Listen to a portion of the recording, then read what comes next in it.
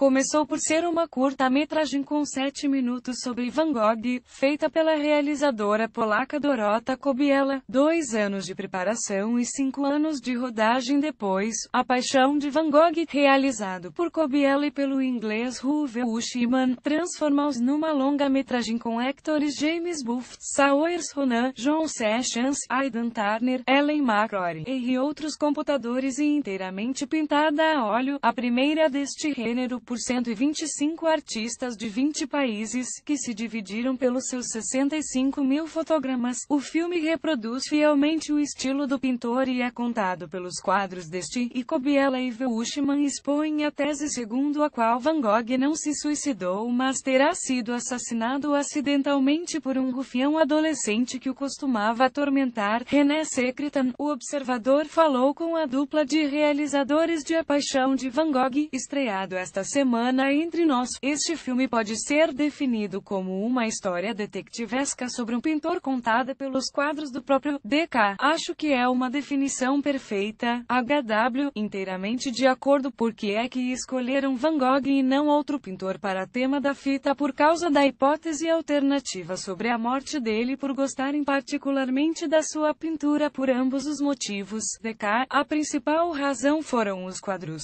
A obra dele, arte, inspirou a história que me é particularmente muito querida e porque encontrei consolo na leitura das cartas de Van Gogh numa altura muito negra da minha vida. Fui muito inspirada por ele, pelo facto de ter falhado em 4 carreiras e de súbito, já quase com 30 anos, ir dedicar-se a algo completamente novo, e o mistério em redor da sua morte veio dos quadros porque queríamos fazê-los falar, tal como as pessoas que aparecem neles, são retratos fabulosos e queremos dar-lhes vida. E por outro lado, sabíamos que Van Gogh não ia estar realmente no filme, embora este fosse sobre ele. HW, nós lemos o que pessoas como o Dr. Gachet e Adeline Ravo, que estiveram com ele nas suas últimas semanas de vida, disseram sobre Van Gogh depois dele ter morrido, e são declarações que se contradizem. Portanto, tivemos que tentar perceber quem estava a dizer a verdade, quem estava a lembrar-se mal do que tinha acontecido e quem estava a exagerar o seu papel na vida dele para se fazer mais famoso. Assim, também começamos como detetives ao tentar perceber quem é que estava a dizer a verdade e quem estava a esconder coisas. E quando estávamos a ler as cartas que Van Gogh escreveu nas últimas semanas de vida para vermos como seria o seu estado de espírito nessa altura, detectamos hiatos nas cartas e tentamos preenchê-los. Fazia todo o sentido concebermos uma história detetivesca porque também nós estávamos a fazer uma investigação desse tipo. Isso traduz-se nos vários pontos de vista que o filme contempla. Nunca estamos muito seguros sobre quem está a falar verdade, ou está mais perto dela. HW, sim, e há ainda um par de grandes mistérios sobre Van Gogh que têm que ser resolvidos. Caso da natureza da doença de que sofria e como ela a afetou no fim da vida, e as 2 grandes discussões que teve, uma com o irmão Theo e outra com o Dr. Gachet. Embora quiséssemos falar da vida e dos quadros dele, achamos que esta história era uma boa maneira para mostrarmos os diferentes aspectos da personalidade de Van Gogh e de interessarmos as pessoas nele, fazermos com que depois de verem o filme, elas se interrogassem sobre quem ele era na realidade.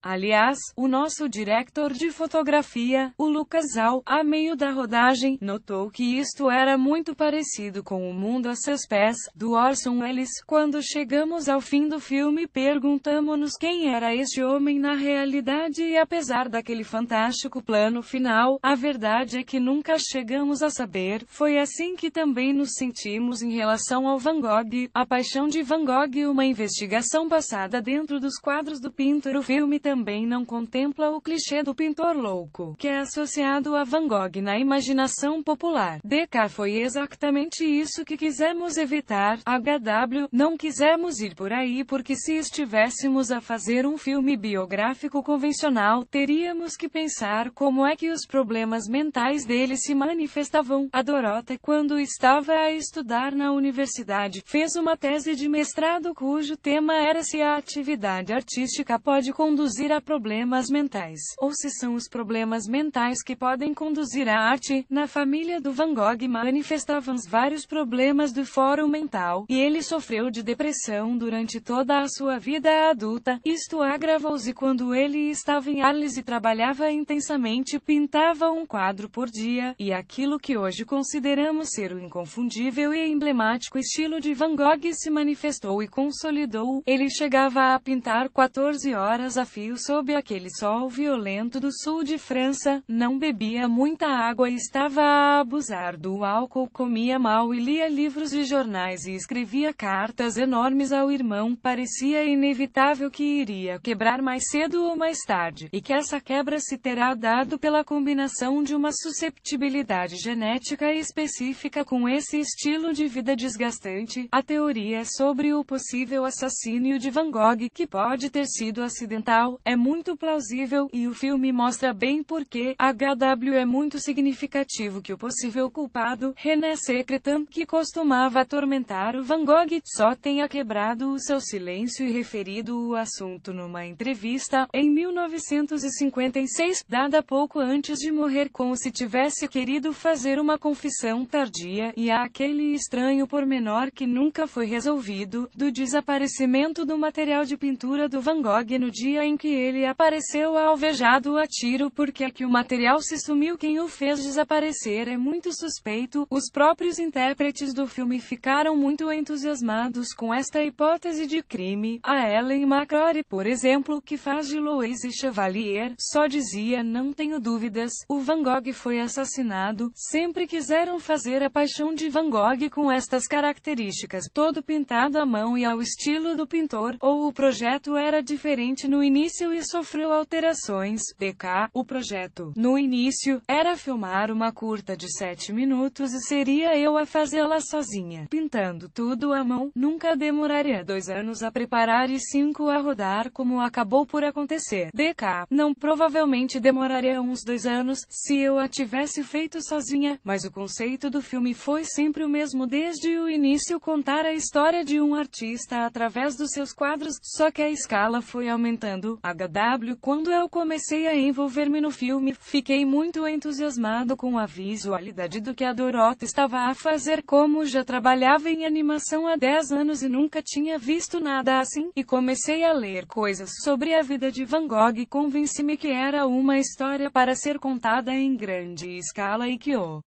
estilo em que a íamos contar e interessar as pessoas. E foi uma questão de vermos se tecnicamente, fisicamente, podíamos levar o filme avante. Em 2012, fizemos uns testes conosco em vez de recorrer a actores, e usando uns lençóis em vez do green screen. Contratamos também 4 pintores a óleo muito bons e a Dorota quis ver se conseguia treiná-los em animação. Os resultados desses testes convenceram-nos que, do ponto de vista técnico, era possível fazer o que queríamos e só precisávamos de mais pintores. Foi difícil financiar um filme com estas características. HW, foi terrivelmente difícil, mas o mais difícil foi escrever o argumento e fazer coincidir os quadros com a história detectivesca. DK, foi um trabalho muito rígido, muito dogmático, com muitas restrições. Não podíamos fazer o que nos apetecesse. A natureza rigorosa do conceito que preside ao filme impediu HW, e também foi muito complicado realizá-lo. Havia especificações de enquadramentos muito precisas, tinha que ser tudo muito exato. Acho que o filme nunca teria sido financiado se não tivesse sido o público. O Polish Film Institute deu-nos algum dinheiro para desenvolver o filme, mas não podíamos gastar a treinar pintores, por isso conseguimos dinheiro no Kickstarter, o que nos permitiu arranjar os pintores, mas como depois disso continuávamos a precisar de mais dinheiro, pusemos um anúncio a pedir pintores no nosso site e juntamos-lhe um pequeno trailer. Um fã de um dos actores que entra no filme partilhou o trailer na sua página de Facebook, e em 24 horas, ele tinha tido 3 milhões de visitas, e em 3 meses, 200 milhões, e foi graças a isso que conseguimos o resto do dinheiro e que vendemos o filme para muitos países em todo o mundo. Sem este interesse do público, sem esta divulgação nas redes sociais, teria teria sido muito difícil arranjarmos mais financiamento para o acabarmos. Isto mostrou também que continua a haver muito interesse pela figura de Van Gogh, um apetite para novas aproximações visuais ao cinema e pessoas que com confiança suficiente para investir em coisas novas. O filme combina atores de carne e osso e pintura a óleo tradicional. Também usaram computadores HW, sim, mas só no início em vez de no fim. Habitualmente, no cinema, os computadores só entram em cena no final da produção para fazer os efeitos visuais. Nós usamos-los no começo do filme, para dar aos pintores as referências de trabalho. Quanto aos atores, foi uma insistência da Dorota, porque o Van Gogh, quando fazia retratos,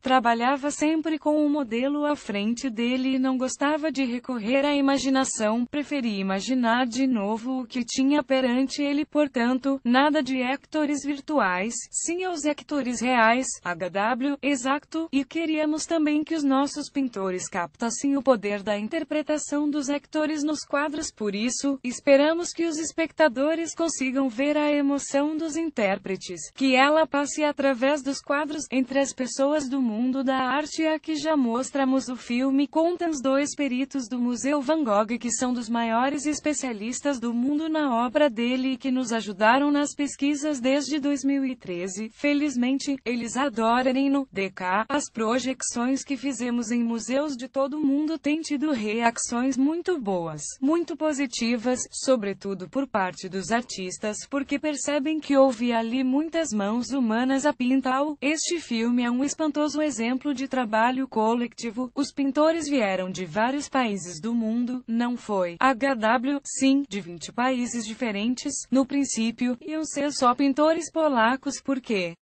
há muita gente talentosa na Polônia, mas depois precisamos de mais do que podíamos encontrar lá e houve gente que veio do ZEUA, da Austrália, de Espanha, do Japão, e não foi para ganhar dinheiro mas apenas porque queriam fazer parte deste projeto e da paixão que o envolveu, e agora vão descansar, ou já estão a pensar num novo filme. HW, queremos fazer um filme de terror todo pintado como este, baseado nos trabalhos que Goya fez no final da vida. E a Dorota está a pensar rodar um filme de alpinismo. DK, sim, é uma biografia de uma alpinista polaca que já morreu, mas não é de animação. DK, não, desta vez será um filme de imagem real. A animação fica para os horrores do Goya.